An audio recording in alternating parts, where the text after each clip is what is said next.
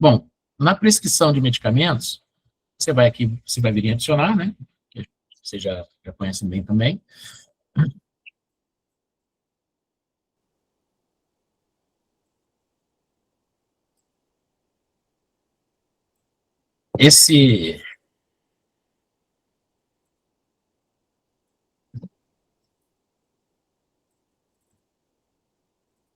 Normalmente, o PEC que tem uma base de dados, né, que não é um PEC de treinamento, ele já tem esses medicamentos todos cadastrados, né? Então, estou cadastrando só para mostrar para vocês aqui.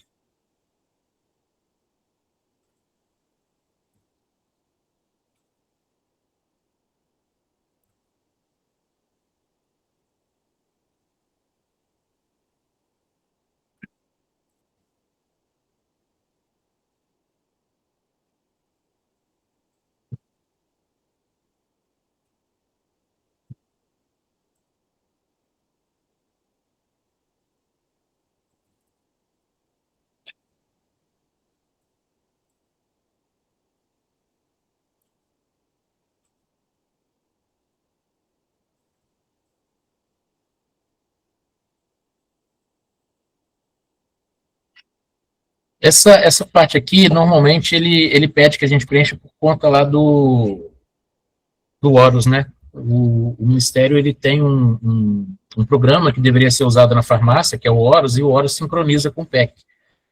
Então, quando você preenche essa quantidade, ele deveria dar baixa lá no Horus, no estoque da farmácia. Isso na prática não acontece, mas ele pede que a gente preencha.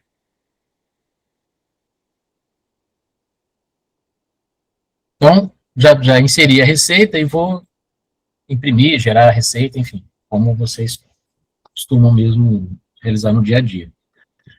Ele tem agora a opção da prescrição digital, mas ele precisa ter uma assinatura digital habilitada na instalação, né? Então, isso aí o administrador do PEC, ele consegue liberar para vocês, dependendo do porte do município. Os municípios menores, eles ainda não conseguem, não tem essa opção. Aqui ele geraria a receita para a gente imprimir, tá?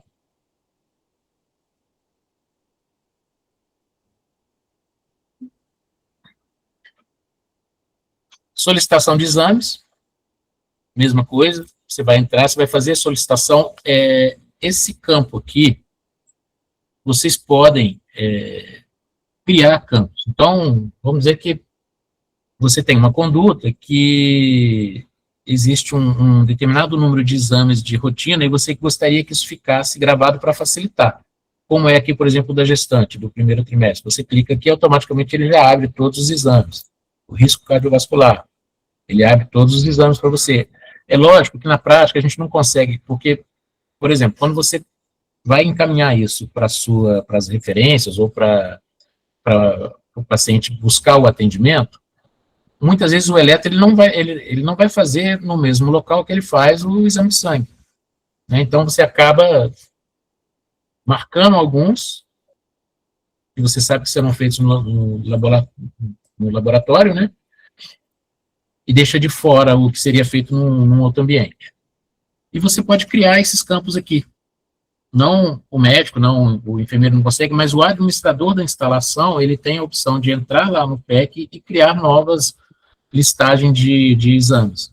E aí, esse da dengue, por exemplo, ele foi criado aqui na região, ele não existia. Então, teve um surto e eles resolveram criar para facilitar o dia a dia deles no atendimento.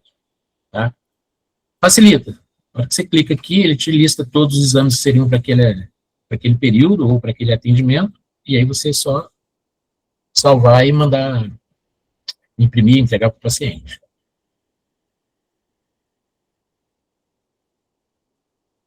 Atestado.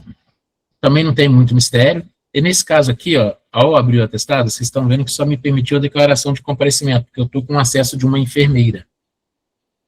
Então, a declaração ela é mais simples, e você pode dar a declaração ao final do seu atendimento. Você não precisa se preocupar em dar a declaração agora. Você pode finalizar o atendimento, e depois você vai lá na lista de atendimento, clica no nome do paciente e libera para ele a declaração, sem precisar entrar novamente no swap dele, tá? Orientações, a mesma coisa, é uma página em branco que vocês preenchem com as orientações do paciente, ela sai com um campo para você assinar, enfim, facilita, né? E os encaminhamentos. Normalmente, nos municípios, você tem lá as especialidades que o município atende, e aí você pode fazer um encaminhamento do paciente para uma dessas especialidades, gerar o documento e passar. Tem município que o enfermeiro já pega e já lança isso numa nova lista de espera, né, em um outro programa, enfim. Mas o paciente, às vezes, sai com esse encaminhamento e vai na recepção e faz isso também. Aí vai de acordo com a rotina e a forma de trabalhar de vocês. E esse cuidado compartilhado sempre vai abrir para aquelas equipes que tiverem equipe multivinculada. Então, quando você não tem equipe multi, ele não te dá a opção de compartilhar o atendimento. Tá? Ao final, olha, ele está me perguntando se foi uma consulta de urgência ou foi uma consulta no dia. No caso, foi uma consulta no dia, ela foi presencial. Aqui, automaticamente, já aparece a consulta do profissional de nível superior na atenção primária, que é a consulta do enfermeiro. Quando você faz essa consulta no domicílio, você precisa vir aqui e colocar consulta / atendimento domiciliar. E aí você pode excluir o atendimento, a consulta normal, e mudou para uma consulta que foi realizada no domicílio, tá?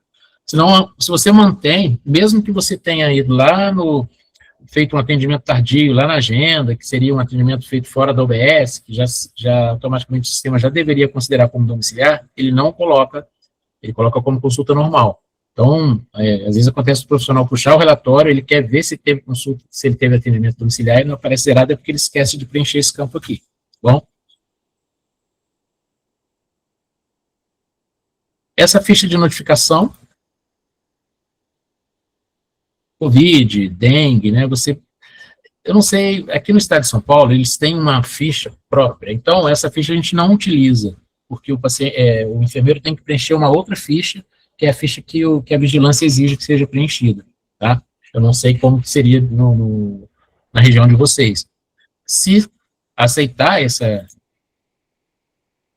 ficha própria do TEC, facilita, né? Você gera e entrega para o setor que deve fazer lá o controle, fazer o acompanhamento, enfim. Mas aqui, para a gente, no estado de São Paulo, ela não é utilizada. Tá?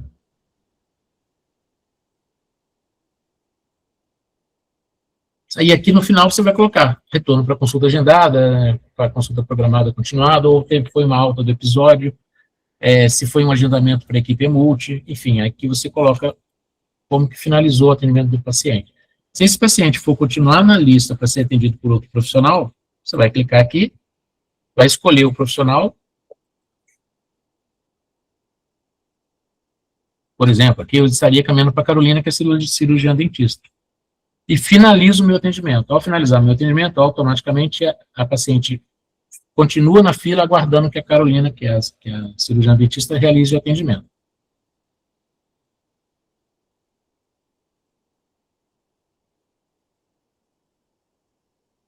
Bom,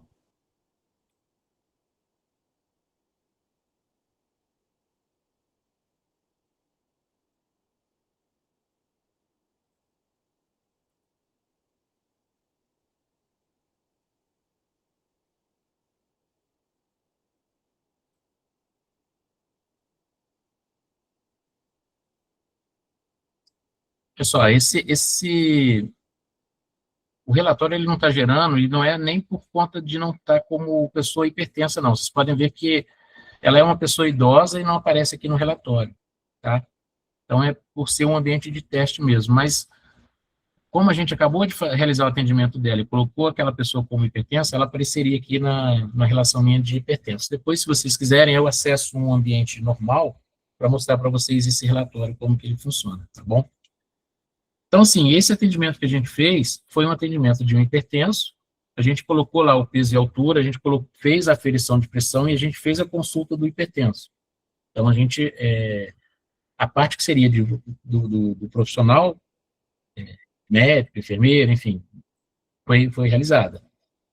Para que esse indicador seja atingido na sua plenitude, precisaria também da visita do ACS, né? Normalmente o médico não tem muito esse acompanhamento, mas as enfermeiras têm, né? Elas acabam sendo, vamos dizer assim, as coordenadoras ali da equipe, né? E elas acompanham o dia a dia dos ACS, aquelas equipes que têm ACS. E aí elas conseguem acompanhar como é que está esse número de visitas ali. Eu coloquei essa paciente direto na lista de atendimento, então isso vai contabilizar lá no Mais Acesso como uma demanda espontânea, né? O ideal é que vocês tenham a agenda de vocês, assim, pelo menos de 3 a 4 dias, assim, com um volume normal de atendimento, né? Não sei, aqui o médico atende em torno de 16 pessoas por dia, 20 talvez, e deixa um dia para demanda espontânea. Não, aí você consegue trabalhar melhor aquela questão lá do mais acesso. O registro de atendimento tardio é o mesmo, você só adiciona o paciente numa aba diferente, e aí você vai colocar as informações de onde você realizou o atendimento. Isso aqui acho que nem, acredito que vocês não façam, né? Normalmente é a recepção que preenche para vocês, mas você pode realizar o atendimento com até 7 dias de atraso. Então, o Ministério permite que você realize com até 7 dias de atraso. Hoje a gente não usa mais a ficha CDS para fazer nenhum tipo de atendimento, a não ser as atividades coletivas. Então, aqueles que fazem parte de equipe multi, hoje a atividade coletiva ela é separada, tá vendo? Antes você vinha aqui em CDS e você tem aqui atividade coletiva. Agora você usa a atividade coletiva direto nessa aba. Então, como que eles estão mensurando, né, os atendimentos, medindo os atendimentos da equipe multi? Através do atendimento individual, realizado pelo profissional que faz parte da equipe, e nas atividades em saúde aqui, nas atividades coletivas. Então, você preenche as informações do atendimento,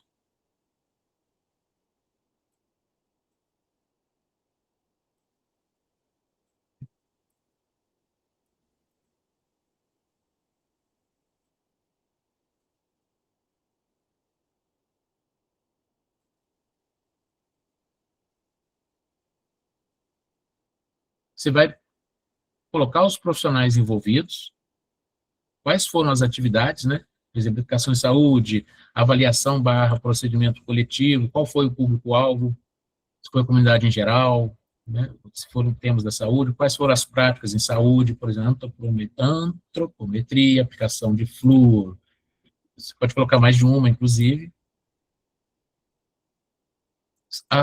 as anotações, e importante, gente, as informações dos participantes. Aqui você tem que colocar o CPF e o cartão SUS de todas as pessoas que participaram da atividade. Então, se você realizou uma atividade com 30 pessoas, você vai ter que preencher aqui com 30 CPFs ou cartão SUS daqueles participantes. Porque aí essa informação sobe na plenitude. Acontecia muito aqui do pessoal colocar aqui em cima a quantidade, então são 30 participantes, e não lista todos os participantes aqui.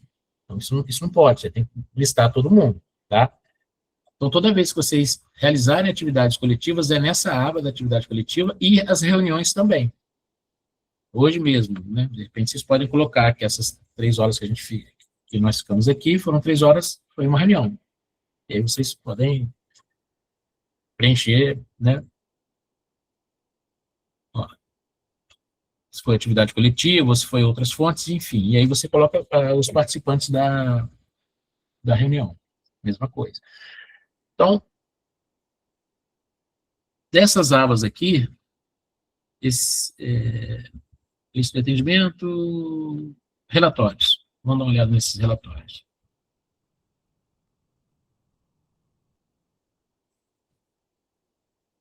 Esses procedimentos individualizados, eu gosto de mostrar para todos, quer ver? Eu vou achar um ambiente melhor para a gente aqui, porque você consegue acompanhar o seu dia a dia. Se você está lançando certo, se você lançou os códigos SIGTAP certo.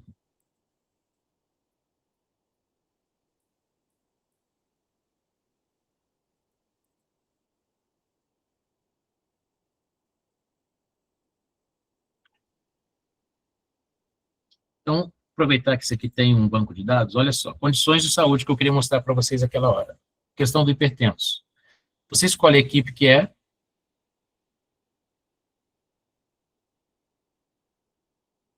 e busca. Ele vai listar para você, nominalmente, todas as pessoas que são hipertensas dessa equipe, atendidos por essa equipe. Olha só, e interessante que aqui ele já te mostra se está sendo feito o peso e altura e o PA. Essa Ana Carla, por exemplo, o último atendimento dela foi há um mês pelo médico e não houve nem o peso e altura nem a aferição de pressão, tá vendo? Ela não passou no enfermeiro, não passou no dentista e nem tem visita domiciliar. Essa equipe é uma equipe EAP, então ela realmente não tem o ACS, ela não vai ter a visita domiciliar, tá? Então, esse relatório, ele lista para você todas as pessoas que são hipertensas, ou gestantes, enfim, aquele público que você selecionar, e já te fala se tem muito tempo que passou na consulta, enfim. Eu acho interessante, ele nos ajuda nesse sentido. Você pode imprimir, por exemplo, e fazer uma busca ativa para tentar atingir aqueles indicadores. Nesse outro relatório aqui, você tem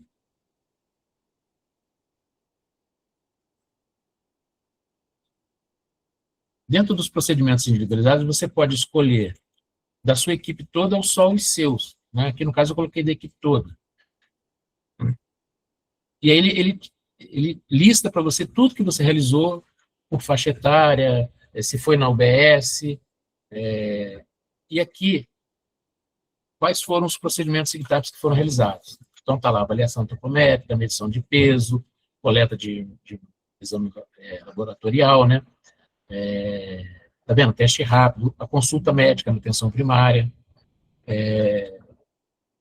consulta pré-natal, aflição de pressão. Então, esse relatório, ele te diz como é que foi o seu mês, o que você realizou, enfim. Eu acho interessante para você, porque, por exemplo, aqui não tem nenhuma consulta domiciliar. Muitas vezes o profissional fez e esqueceu de lançar. Né? Então, é interessante isso, às vezes, dependendo do gestor, ele exige que tenha visita domiciliar e você precisa mostrar que você está fazendo a visita.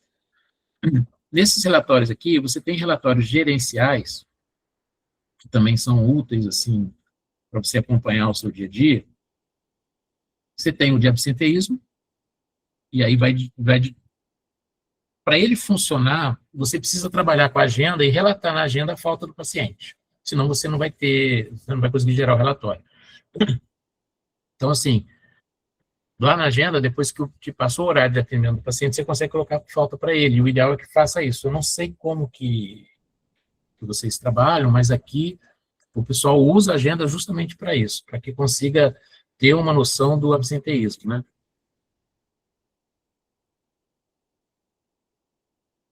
Os atendimentos. Você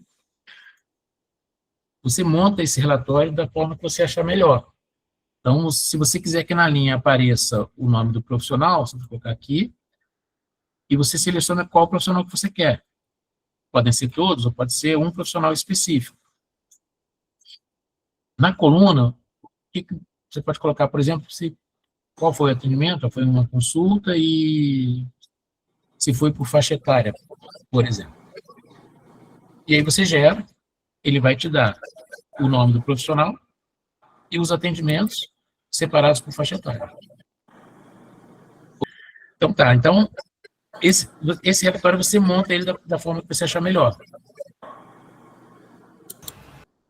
E a vantagem dele sobre aquele outro ele dá só uma consolidação, ele dá só os números, né, que você realizou naquele mês. Esse aqui não, você pode pegar semanal, então ele facilita às vezes para você entender como é que foi a última semana sua de trabalho, enfim, ou algum relatório específico que você tenha que apresentar para o gestor ou para a coordenadora da atenção básica. Esse relatório de vacinação,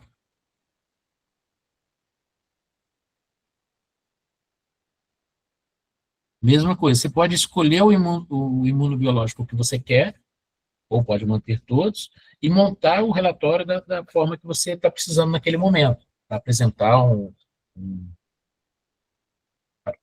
um gestor, para mandar para a vigilância epidemiológica do estado, enfim.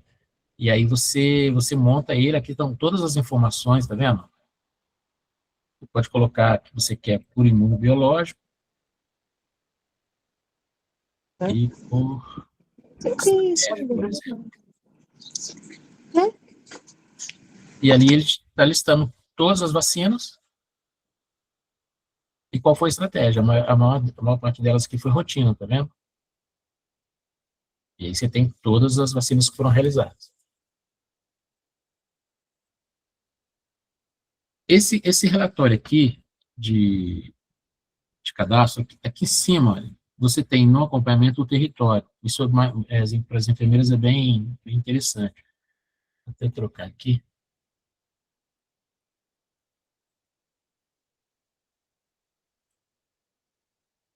Quando você abre o território, ele já te mostra as microáreas que são da sua equipe.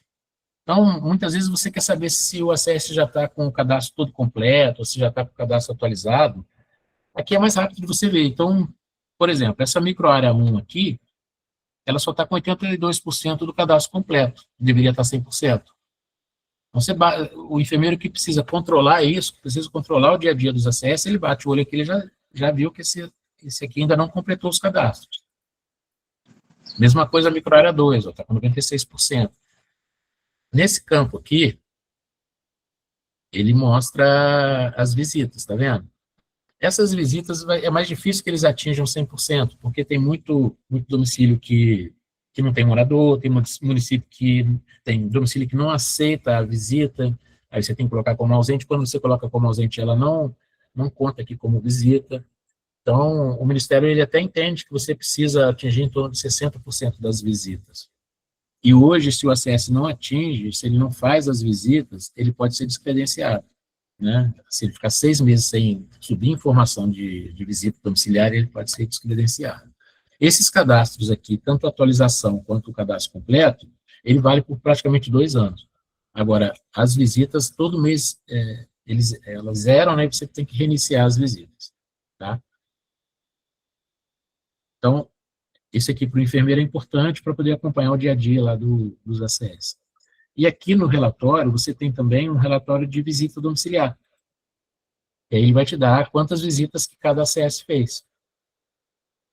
Pode pedir da equipe, pode pedir só a sua produção, enfim. É interessante para você estar acompanhando o dia a dia da sua equipe.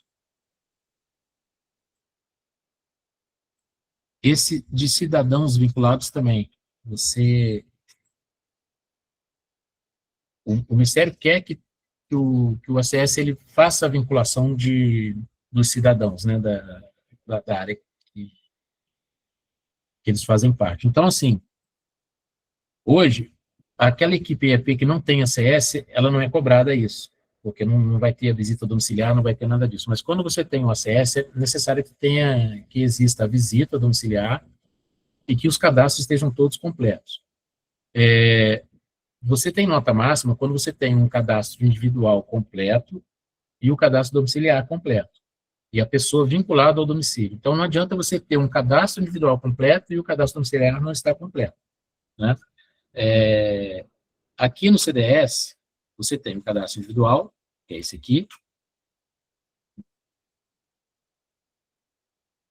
Isso aqui é um cadastro individual de um cidadão, que tem que ser preenchido com todas as informações de saúde, enfim. O ACS sabe bem como fazer.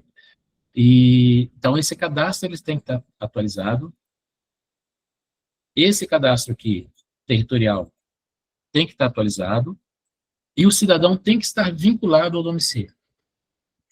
Esse vínculo, quando você puxa um cidadão, quando você puxa pelo nome do cidadão, ele aparece no cadastro dele, qual que é a unidade responsável, tá vendo?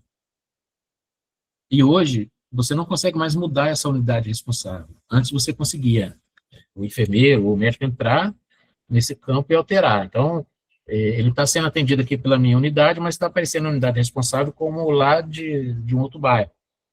Para que isso seja alterado, o ACS tem que incluir ele no cadastro domiciliar, lá dentro da microárea, ou entrar no cadastro individual, que eu mostrei agora, e fazer a atualização. Enquanto não faz isso, a unidade responsável não muda, tá? Antes você conseguia, agora o Ministério não permite mais, até porque ele quer que tenha esse vínculo, né, do cidadão com a equipe. Esse campo aqui, unificação de prontuários, ele é importante demais, porque às vezes acontece de você ter o cadastro do cidadão duplicado.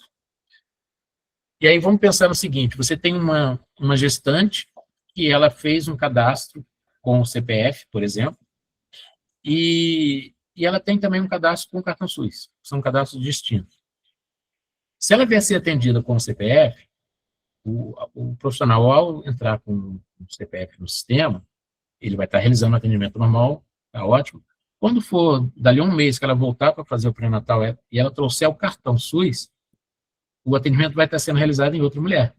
Os sistemas são pessoas diferentes. Então, o ideal é que você sempre busque os cidadãos pelo nome e veja se ele não está duplicado. Se ele estiver duplicado, essa ferramenta aqui permite fazer a unificação. Teria aqui, ó, unificação de prontuários. Só que tem um detalhe, uma vez que você faça a unificação, você não consegue desfazer. Então, aqui acontece muito de unificar cadastro que não deveria, e aí você depois não consegue desfazer. Hoje o Ministério não permite que a gente exclua ou que desfaça uma unificação indevida. E aí você tem que prestar muita atenção, né? Ver se é realmente a pessoa, ver o nome da mãe, data de nascimento, ver se as informações estão todas corretas para que você não faça uma unificação indevida. E é importante ter os cadastros bem qualificados, porque o cadastro é a base de tudo, né? Não adianta a gente realizar todos os atendimentos com o máximo cuidado, colocar lá o CID, o CIAP, de acordo com aquilo que o Ministério está preconizando, se o cadastro não estiver qualificado. Aí essa informação também não vai subir.